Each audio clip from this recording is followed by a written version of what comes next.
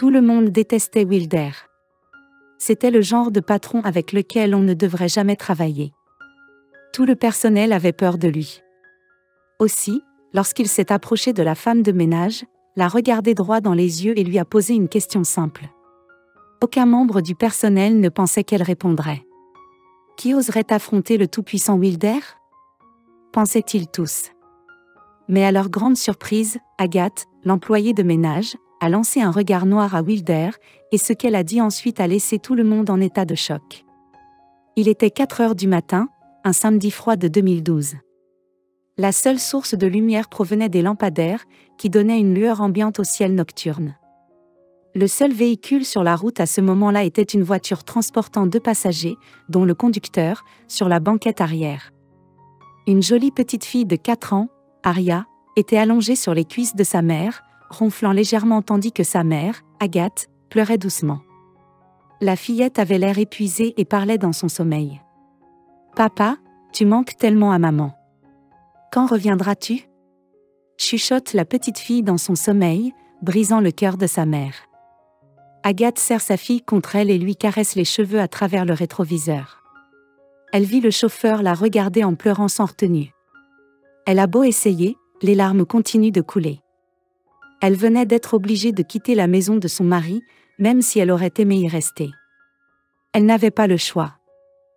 Agathe devine ce qui se passe dans l'esprit de l'ennuyeux conducteur, tandis qu'ils échangent un regard dans le rétroviseur.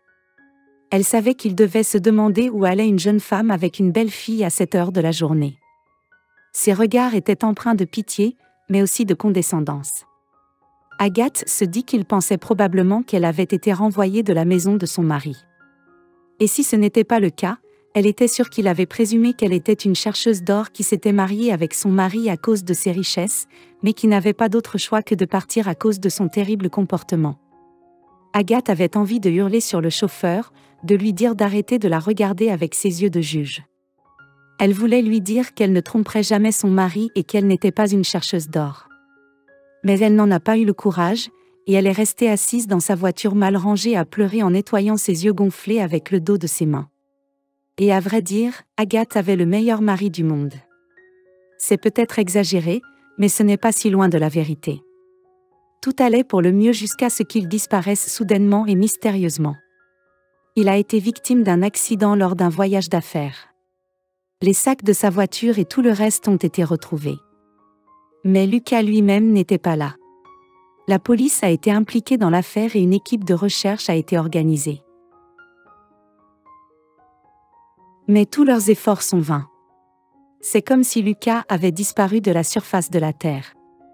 Quelques semaines après la disparition de Lucas, sa mère, Manon, qui a toujours détesté Agathe pour les raisons qu'elle connaît, décide de montrer son vrai visage. « Tu sais pourquoi mon fils a eu un accident ? Parce qu'il pensait à toi. Il avait hâte de te retrouver. Comment peut-il conduire ? Eh bien, quand vous êtes toujours au sommet de son esprit. Es-tu heureuse maintenant qu'il est parti ? Tu es heureuse ? » Manon hurle sur Agathe avant de sortir en trombe de la maison. La pauvre Agathe s'effondre sur le sol. Elle aurait aimé que rien de tout cela ne se produise. Agathe était en première année d'université lorsqu'elle a rencontré Lucas. Elle n'avait alors que 20 ans, tandis que Lucas en avait 43. Ils s'étaient rencontrés lors d'une conférence et avaient tout de suite sympathisé. Agathe a été le premier amour de Lucas. Elle n'avait jamais été attirée par les hommes de son âge, et ce n'est que lorsqu'elle a rencontré Lucas qu'elle a compris pourquoi elle aimait les hommes plus âgés. Malgré la différence d'âge de 23 ans qui les sépare, les deux ont une forte connexion et une parfaite compréhension l'un de l'autre. Ils jouaient comme des enfants, discutaient comme des meilleurs amis et se protégeaient mutuellement comme des frères et sœurs. C'était tout simplement parfait. Le seul problème dans leur relation était la mère de Lucas. La première fois que Lucas a amené Agathe à la maison, Manon a sifflé, a quitté la fille, est entrée dans sa chambre et a refusé d'en sortir. On ne sait pas exactement d'où vient la haine de Manon pour Agathe. Peut-être pensait-elle qu'Agathe était une chercheuse d'or qui ne voulait son fils que pour son argent. Il se peut aussi qu'elle déteste Manon parce que Lucas a dépensé beaucoup d'argent pour elle. Ou encore, elle craignait qu'Agathe ne menace la belle relation qu'elle entretenait avec son fils. Quoi qu'il en soit, Lucas assura à Agathe qu'il l'aimait et qu'il la protégerait toujours de tout danger ou de toute personne représentant une menace pour elle, y compris sa mère. Et c'est ce qu'il a fait. Quelques mois après le début de leur relation, Agathe tombe enceinte. Elle décida d'interrompre ses études dans l'espoir de les reprendre après l'accouchement, bien après la naissance d'Aria. Elle a continué à tergiverser, à retourner à l'école. Mais elle n'avait pas vraiment le choix. En ligne, il était difficile de jongler avec les études et de s'occuper d'un enfant hyperactif. Malgré tout, Lucas a soutenu sa femme. L'amour du couple grandit de jour en jour et ils aiment leur fille de tout leur être. Tout allait pour le mieux jusqu'à la disparition soudaine de Lucas, et la vie d'Agathe devint alors infernale. Tout cela à cause de Manon. Manon a accusé Agathe d'être à l'origine de l'accident de Lucas. Et quelques jours plus tard, elle a fait quelque chose d'encore plus grave. Elle a transféré tous les fonds de Lucas sur son compte et n'a laissé qu'un peu d'argent à Agathe. Le lendemain, elle a fait irruption dans la maison et a essayé de prendre la zone à Agathe. « Tu as abandonné l'université. Comment vas-tu trouver un bon travail pour t'occuper de ton enfant? Où trouveras-tu de l'argent? Tu ne mérites pas d'être sa mère. » Manon hurle à tue-tête en arrachant Aria à Agathe. Mais la petite fille s'est mise à pleurer. Manon la laisse donc tranquille. Cependant, elle promet de revenir pour reprendre air. C'est à ce moment-là qu'Agathe a compris que Manon avait complètement perdu la tête et qu'elle devait agir vite. Très vite. Cette même semaine, Agathe s'est arrangée avec le chauffeur pour qu'il vienne à la maison dès 4 heures du matin afin qu'il puisse les conduire dans une ville voisine. Manon est restée quelques jours chez son amie qui vivait dans cette même ville. Pendant cette période, elle a trouvé un logement très bon marché et a emménagé avec sa fille. La semaine suivante, Agathe voit une offre d'emploi pour un poste de femme de ménage. Elle avait déjà postulé à des emplois mais avait essuyé des refus parce qu'elle n'avait pas les qualifications requises. Cependant, elle était sûre de pouvoir obtenir ce poste sans problème. Et comme elle s'y attendait, elle a obtenu le poste. Mais ce fut une expérience tout à fait folle.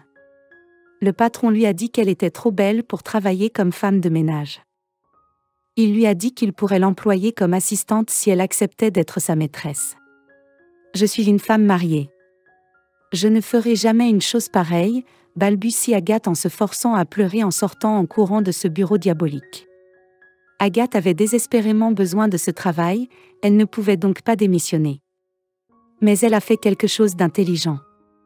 Elle a étudié les mouvements du patron et s'est assurée de ne jamais le croiser. Ce plan a fonctionné comme par magie. Elle n'a pas eu d'ennui au travail et a pu s'occuper de sa région avec le peu d'argent qu'elle gagnait. Ils ont essayé d'être heureux. Malgré l'absence de Lucas, ils priaient chaque soir pour son retour miraculeux. Tout allait bien. Mais 6 mois plus tard, un événement dévastateur s'est produit. Aria est tombée malade et a dû être opérée.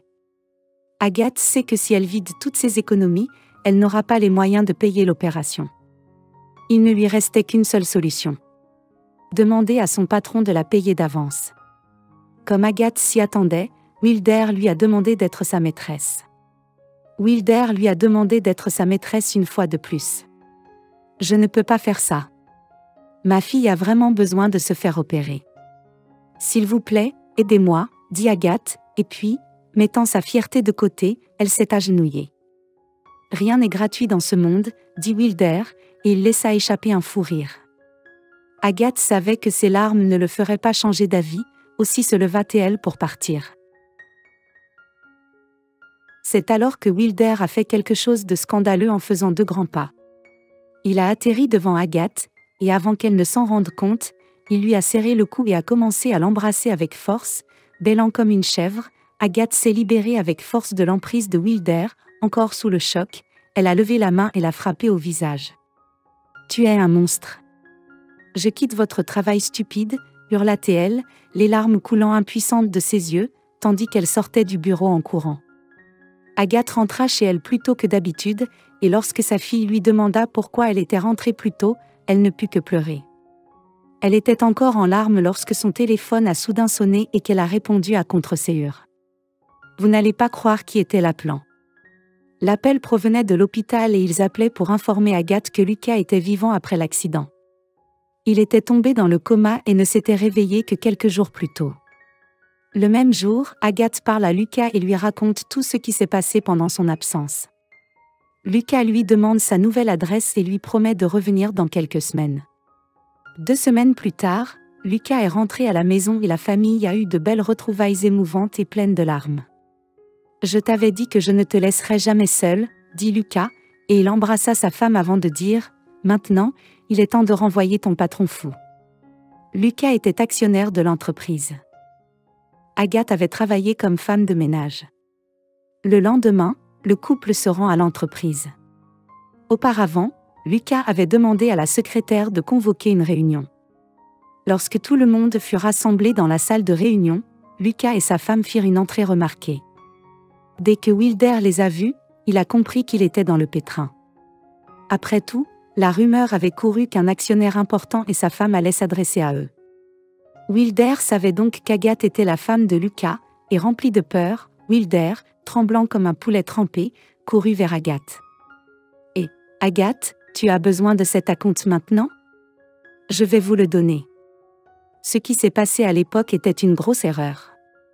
Je suis vraiment désolé, dit-il. Et c'est là que Lucas est intervenu. Maintenant, Wilder. Voulez-vous demander à ma femme ce qu'elle veut que je vous fasse ? Lucas dit d'une voix tremblante. Wilder fit alors face à Agathe et lui demanda « Que voulez-vous que votre mari me fasse ?» Agathe respire profondément. Puis elle dit « Renvoyez-le. » Et bien sûr, sa demande fut exaucée. Wilder fut renvoyé. La famille retourna dans sa maison et Lucas s'assura de remettre sa mère en place. Tous vécurent heureux jusqu'à la fin des temps. Que pensez-vous de cette histoire ? N'hésitez pas à nous le faire savoir dans les commentaires ci-dessous. Et n'oubliez pas d'aimer et de vous abonner pour d'autres histoires incroyables.